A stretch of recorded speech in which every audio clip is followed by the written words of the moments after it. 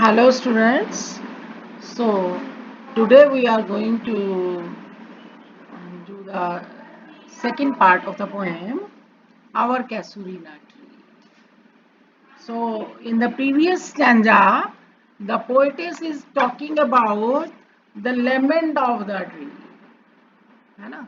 She is the previous stanza is nostalgic where she recalls her childhood days when she used to play with her brother and sister.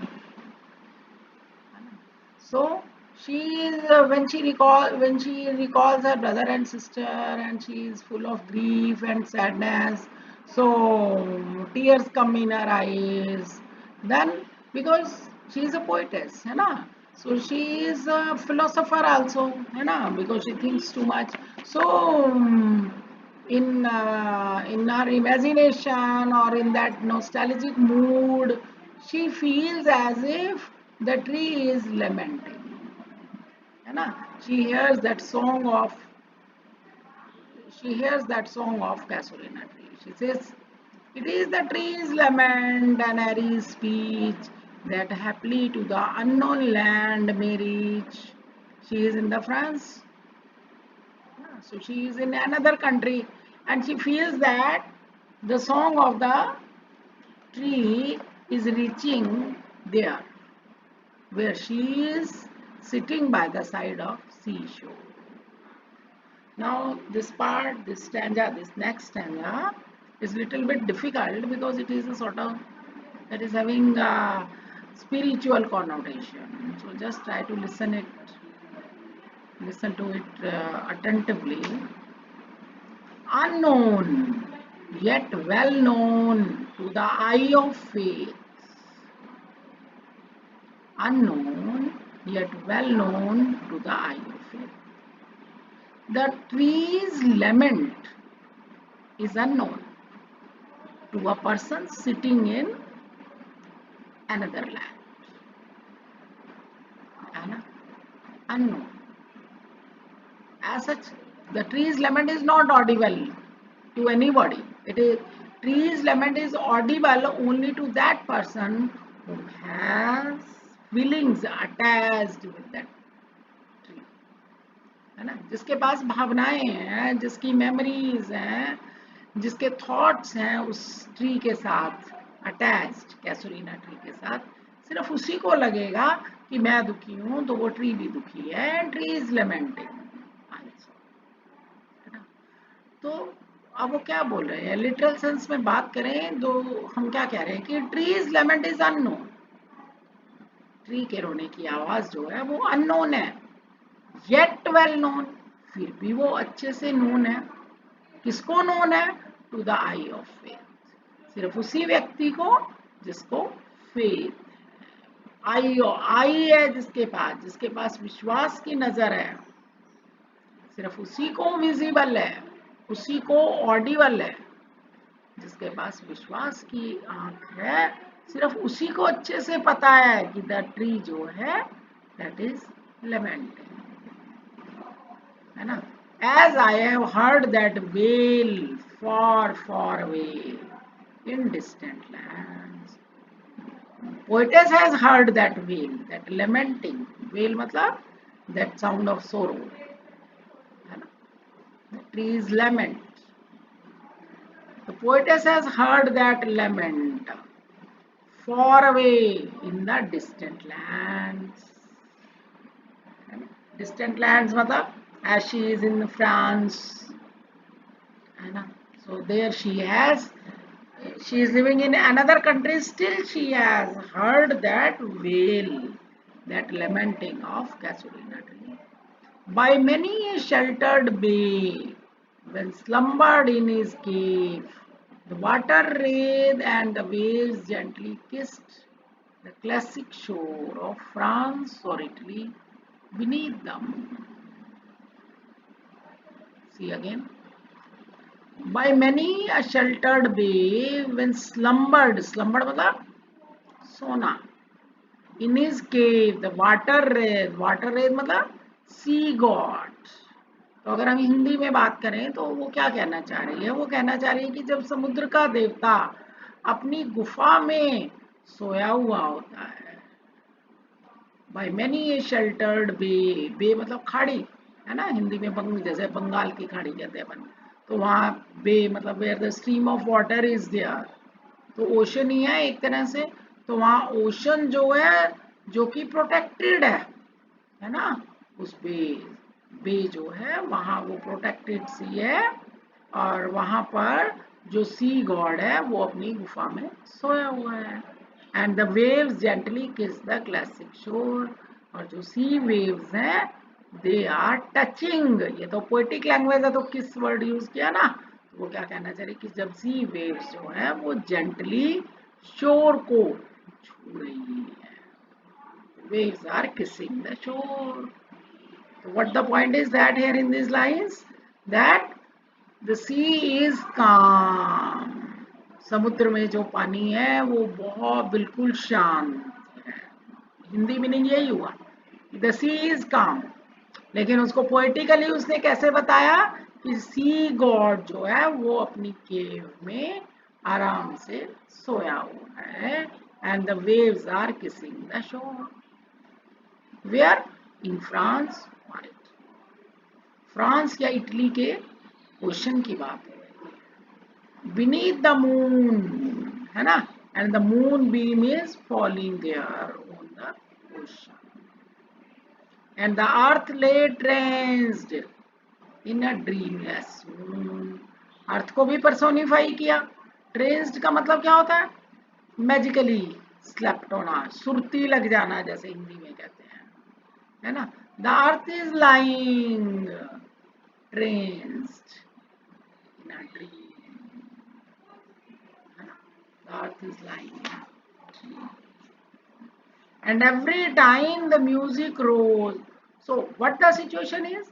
See, here in the previous lines he says that tree's lament is not audible to anybody. It is well known to the person who has faith. है ना? She says that she has heard the wail, she has heard the mourning, she has heard the lament of the tree in the distant lands. When the sea god, water rise, when the sea god is sleeping in his cave, and the waves are gently kissing the shore, and the moonbeam is falling down on the ocean, and the earth is also enjoying the dreamless swoon. तो ऐसे में, ऐसी situation में क्या होता है? The music रोज, उसको लगता है एक धुन सी सुनाई दे रही है, म्यूजिक से सुनाई दे रहा है।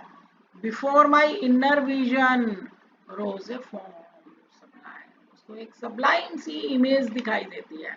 फॉर्म मतलब इमेज, तो उसको अपनी अंदर की आंखों से, अंदर की आंखों से क्या, उसको यूं लगता है कि उसकी आंखों के सामने जो है वो एक इमेज सी आ गई है ना, उसको दिखाई देता है कि कोई इमेज सी उसके सामने खड़ी हो गई, और वो क्या है? दाए फॉर्म। कैसुलिना ट्री को एड्रेस किया ना उसने पोएम, तो कह रहा है दाए फॉर्म, वो तुम्हारी फॉर्म है। O tree, as in my happy prime I saw thee in my loved native land. तो उसको अपनी आंखों के सामने अपनी विजन में क्या दिखाई देता है? कैसुलिना ट्री की इमेज। कैसी image?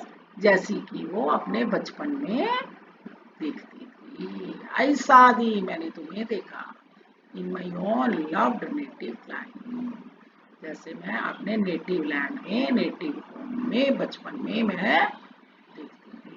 So this passage is, this stanza, sorry this stanza is little bit spiritual one, क्योंकि ये तो वही जना ही फील कर सकता है जिसके पास, जिसको वैसा एक्सपीरियंस हुआ कि आप कहीं दूर बैठे और आपको वो जना एकदम ऐसे लाइव अपने सामने दिखाई दे रहा है। अभी यहाँ पर इस केस में कैसुलिना ट्री उसको लाइव दिखाई दे रहा है ना, एक सबलाइम फॉर्म कैसुलिना ट्री की याद दिखाई दे रहा है, क्योंकि जब भी वो याद करती है और सोचती है उसकी सारी मेमोरीज उसके सामने आ जाती हैं कि कैसे उसने बचपन बिताया, कैसे अपने ब्रदर सिस्टर के साथ वहां खेलती थी, उस जब उसको ऐसा दिखाई दिया, क्योंकि she much so much devoted, she is so much concerned, है ना। ऑर्डिनरी जने को नहीं दिखाई देगा, जिसकी सेंसिटिविटी शार्प होएगी उसी को ही ऐसी चीजें दिखाई देती हैं। सेंसिटिविटी शार्प होने का मतलब क्या है? Capability to feel and think, कि आप में कितनी कैपेबिलिटी है किसी चीज के बारे में सोचने की और किसी चीज के बारे में फील करने की। तो अगर आपकी सेंसिटिविटी शार्प है तभी आपको वो दिखाई दे, तभी आपको ऐसे स्पिरिचुअल एक्सपीरियंसेस होंगे। Anyway, now see the next standard. Therefore, I fain would consecrate a lay, ले मतलब सॉन्ग, है ना। अब यहाँ पर सॉन्ग नहीं है, यहाँ पर क्या है? पोएम है। फेन मतलब ग्लैडली, है ना, ग्लैडली। अनटू दाई ऑनर, अनटू मतलब तुम्हारे लिए, दाई मतलब तुम्हारे लिए, ऑनर सम्मान में। कहता है इसलिए मैं, कह रही है इसलिए मैं खुशी खुशी तुम्हारे ऑनर में एक सॉन्ग लिखूंगी या लिख रही हूँ, है ना। That's why she is writing a beautiful song in honour of casuarina tree, tree beloved of those who now in blessed sleep, for I repose. This tree is beloved of those who are now sleeping in blessed sleep. For I मतलब always, repose मतलब rest, फिर आगे dash आ गया, है ना। तो कहती ये ट्री, कहती इसीलिए मैं ग्लैडली ये सॉन्ग तुम्हारे ऑनर में लिख रही हूँ, क्योंकि तुम किसको प्यारे हो? सबको, जो अब वो हेवनली स्लीप में हमेशा के लिए चले गए। Dearer than life to me, वो मेरे लिए लाइफ से भी ज्यादा डियर थे। वर्दे, देखो एक्सक्लेमेटरी मार्क है ना, उसकी फीलिंग्स बताई जा रही है कि हाँ वो लोग कौन? उसके ब्रदर और sister. Mayst thou be numbered when my days are done with deathless trees. When my days are done, what does it mean? When she will no more be there in this world, the tree will remain. It will be numbered with deathless trees. तो ये किन trees के under गिना के बीच में गिना जाएगा? जो डेथलेस ट्रीज, है ना। तो she says, mayst thou be numbered when my days are done with deathless trees. When she will no more be there in this world, the casuarina tree will still be there, and it will be counted among those trees which are called deathless trees, which are called immortal trees, like those in Borodale, under whose awful branches lingered pale. Like those in Borodale. Borodale is what? Borodale is the valley and lake near Castridge, Cumbria, in the Lake District of which Wordsworth writes in Yew Trees poem लिखी Wordsworth ने। उस poem में उसने बोरोडेल valley के बारे में बताया, है ना। तो बोरोडेल वैली में जो ट्रीज हैं उसने उन ट्रीज को इमोर्टल करा, दिखाया। तो वो कह रही है कि भी जब वो इस दुनिया में नहीं रहेगी तो कैसुरीना ट्री तो तब भी रहेगा, और इसको किन ट्रीज के अंडर गिना जाएगा? जो डेथलेस ट्रीज हैं, जैसा कि वो ट्रीज हैं जो बोरोडेल वैली में है। Under whose awful branches lingered pale, fear, trembling hope, death, the skeleton, time, the shadow, है ना। तो उस ट्री के ब्रांचेस जो हैं उनके अंडर फियर भी नहीं रहता, होप जो है वो भी ट्रम्बल नहीं करती, डेथ भी नहीं रहती, डेथ भी हमें स्केल्टन की तरह से हो जाती है। टाइम द शैडो, टाइम जो है वो शैडो की तरह से हो जाता है। टाइम जो है वो शैडो की तरह से हो जाता है, ठीक है। तो under whose awful branches lingered pale fear, trembling hope, and death, the skeleton, and time the shadow. तो जब वो इस दुनिया में नहीं रहेगी तो कैसुरीना ट्री जो है ये भी इमॉर्टल बन जाएगा, डेथलेस ट्रीज में इसको काउंट किया जाएगा, जैसा कि बोरोडेल वैली में है। बोरोडेल वैली में वर्ड्सवर्थ ने कुछ ट्रीज को इमॉर्टल बताया है, तो उनमें इसका नाम भी गिना जाएगा, है ना, जिसकी ब्रांचेस के अंडर ये पीले पड़ जाती हैं। पीली मतलब इनकी कोई वैल्यू नहीं रहती, किसकी, फियर की। होप जो है वो ट्रेम्बल करती है, ट्रेम्बलिंग होप की, यानी कि बंदा होपफुल रहता है, डेथ नहीं वाली बात नहीं होती।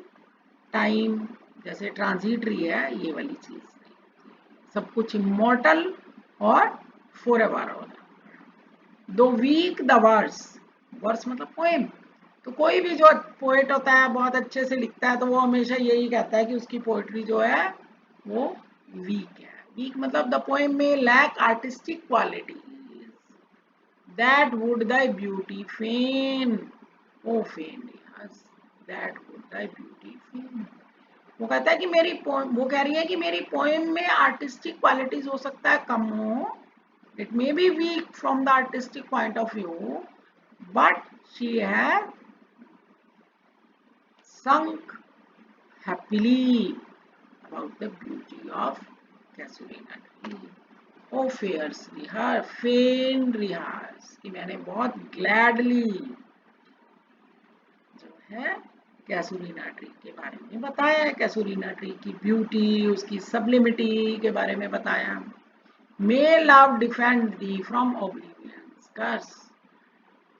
So towards the end of the poem, Torudutt tells us that her love for Casuarina tree will defend the tree from being the victim of oblivion. What does it mean? कि उसका जो affection है, उसका जो love है casuarina tree के लिए, वो उसको कभी भी भूलने नहीं देगा।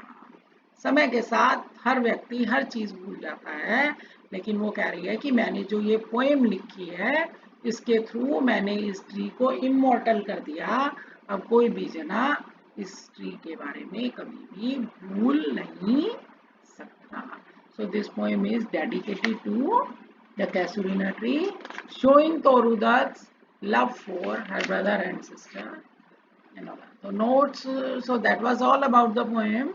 The poem is little bit difficult, but if you see the video again and again, then you will definitely understand what the poetess wants to say here. And now the notes of this poem are given in the link given in the description box.